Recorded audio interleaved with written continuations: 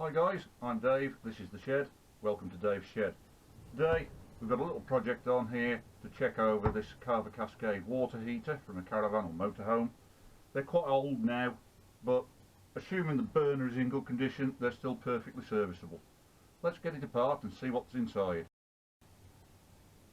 So the first thing we need to do is remove the outer cover, these 4 screws.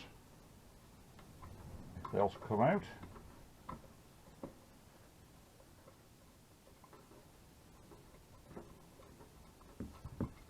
These are not actually the normal screws that are fitted into this case, but that's not unusual on an old unit like this. This is probably 30 years old, for a guess. As I say, assuming the burner's in good condition, they're very often still perfectly serviceable. What usually kills these is either corrosion in the burner assembly, or if they've had water left in them during the winter and it's frozen and frost damaged the tank. I'll show you the tank in a moment. The tank is a long stainless steel cylinder. I'll just show you that. This is the water tank. This is made of stainless steel. Inside, down the centre, is an aluminium bar with a nut on the end of it. What happens if they freeze with water in, the expansion of the ice stretches and eventually snaps that aluminium bar down the centre, and then the unit's rendered virtually unusable because you can't get the parts for them now. So we'll go back, we'll pull this front cover off, see what we've got.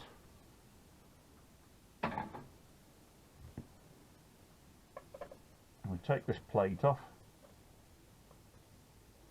and the flue.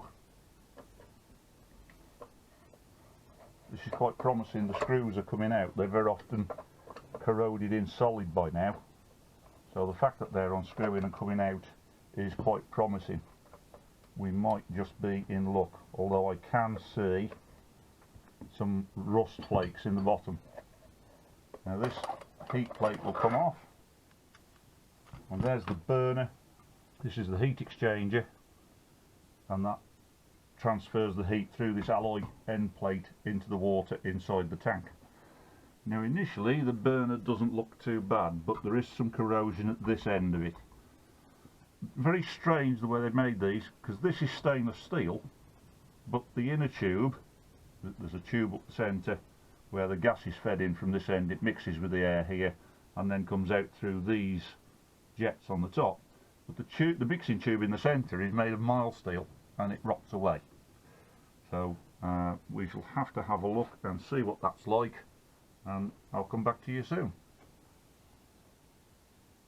Okay, so to remove the burner, we actually take the whole electronics unit and this solenoid and the burner out as an assembly.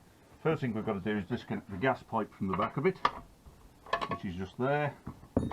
Much easier to do these on the bench than actually in a vehicle, because they're usually mounted in the seat locker and awkward to get at.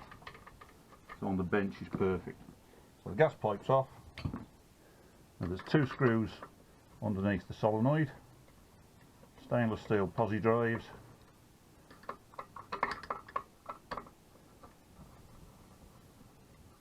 If we undo those, we should now be able to slide the whole electronics and burner assembly. The plastic tag that's got to come through the hole.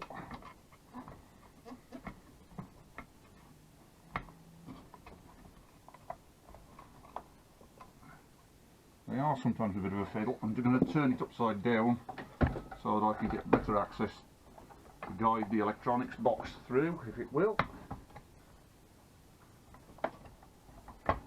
Maybe not.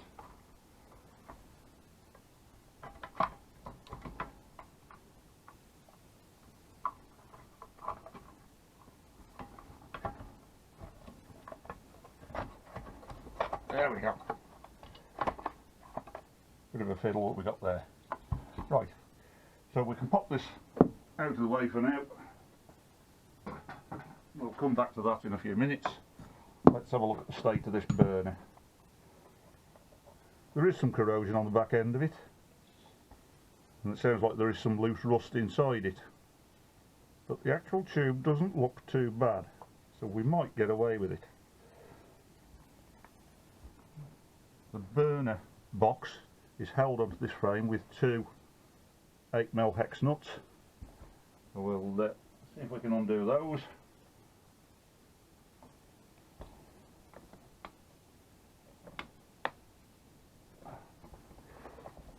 This is the problem with 30-year-old equipment.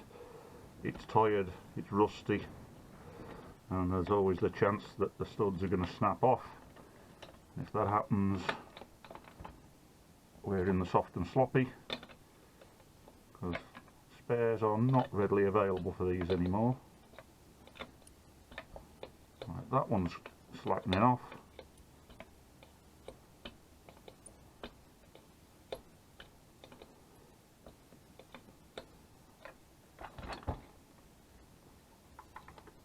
Try this other one.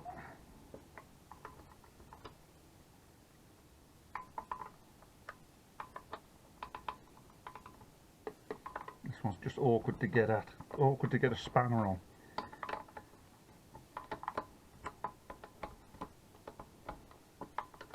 That one, although it's tight, is unscrewing quite nicely.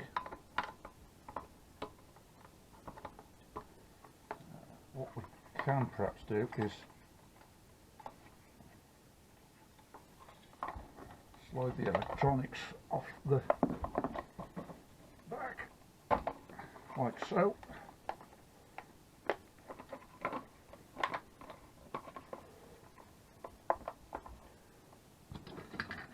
Ease it with a screwdriver a bit.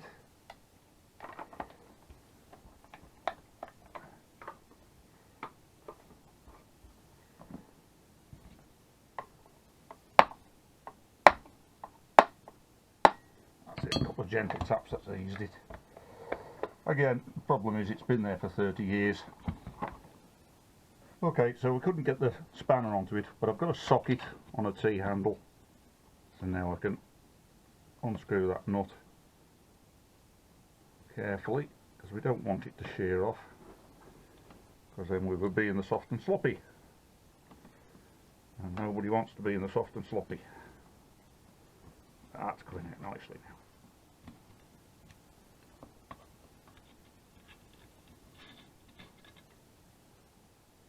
There we go, so there's the one nut.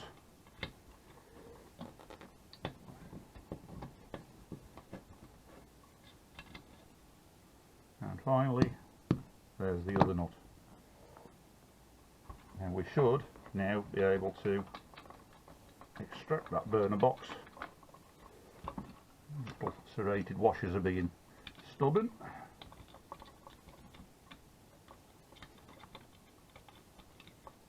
One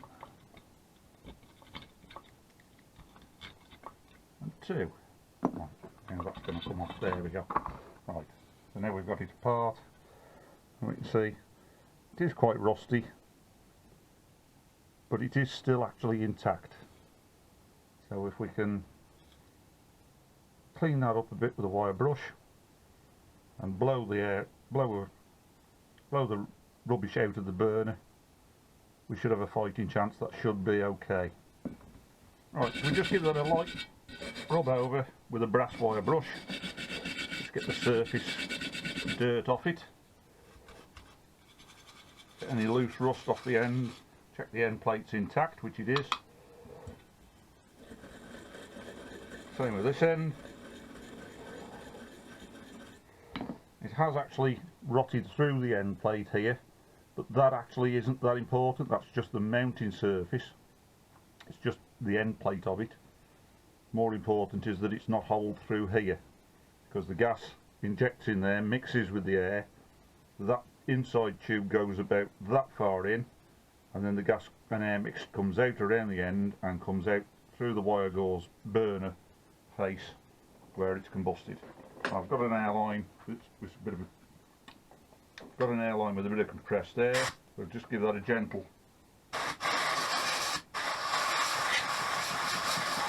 blow out.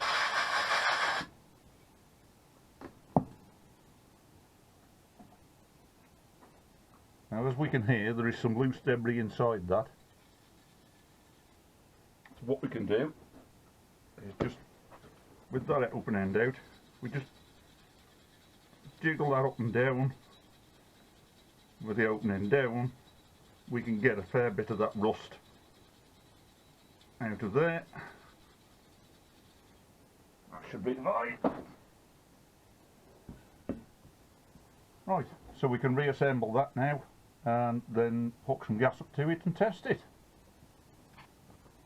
Okay, we've cleaned it all up, we're ready to go back together. Reassembly is a direct reversal of strip down. Let's take the spider's nests out of it. So we place that over the studs, make sure it's the right way up, so the burner is up and the solenoid is up, that's the correct way.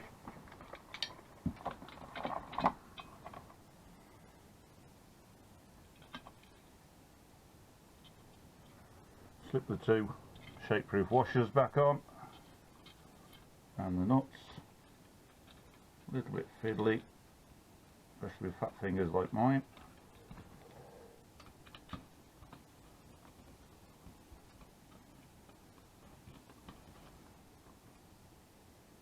Just nip them up.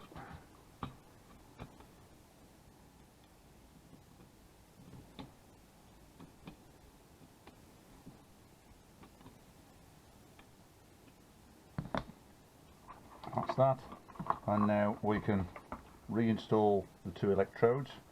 Hopefully when you took it apart you made a note of which one goes where. The straight one goes in nearest the solenoid. You have to put it in skewed and then twist it into place. The heavily bent one goes in second, and then you rotate that one into the right position. Before we do rotate them, we'll put the keeper plate on. Just a posi drive screw down the centre of it, and that goes on, screws in between the two electrodes like so. So before we tighten that up, we just need to come over this side of it and align them. This one's the igniter, that's the flame sensor. So we just need to rotate that so that it's in the flame, and that one needs to be rotated so the gap is about 3 to 4 millimeters between it and the burner face. Ideally it needs to be over the jet holes, because obviously if it isn't, the spark won't be in the right place to ignite. Likewise, if the sensor electrode isn't in the right place, it won't pick up the flame. Just nip that up, that's nice. That's all good. We'll open the lid up and have a quick look in there. There is some stain in here suggesting some water damage, so we may have a problem with that, we may not. Can't get replacement electronics now unless you're lucky and manage to pick up a second-hand one off eBay. So if it doesn't fire up because of that damage, it's effectively scrapped the whole unit. We shall see.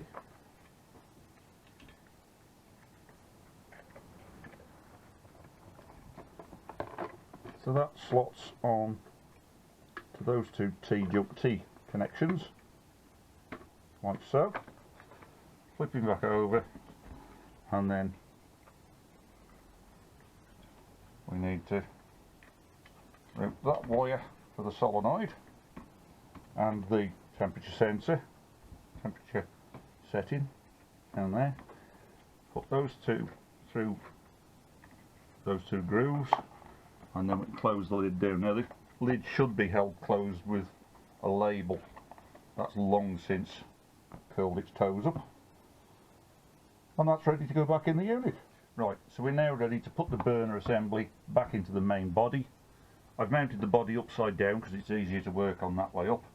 And just make sure that the electrodes are still in the right positions. turn that upside down and feed him through the hole. Just make sure before you do that that O-ring is in position. That's the gas seal.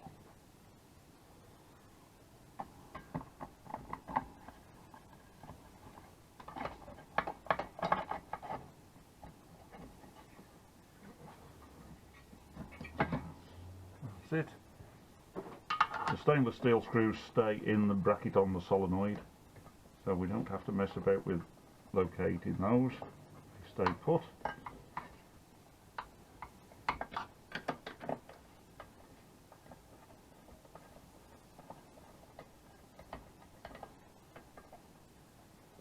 They screw in readily enough. Just nip them. You don't have to go mad with it. So that's that. Now we can flip him back up the right way up.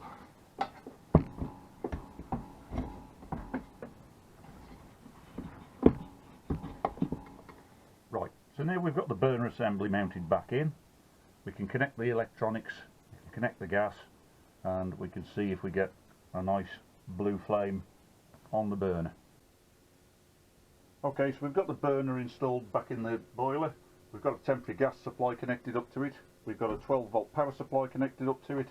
So when we flick the switch on the control panel here, after a short period we should get the igniter sparking and the solenoid open and flame. Straight away. There we go. And that's a nice smooth blue flame. So that's all looking good. The only thing left to do is a flue gas analysis, which we do with this instrument. And normally we would have the flue plate on the front and do it, but for speed we'll do it like this.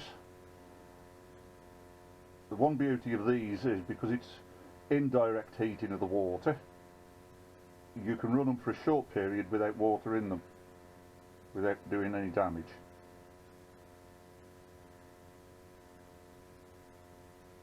Also, if the heat exchanger gets too hot, the thermostat will cut it out before it actually does any damage.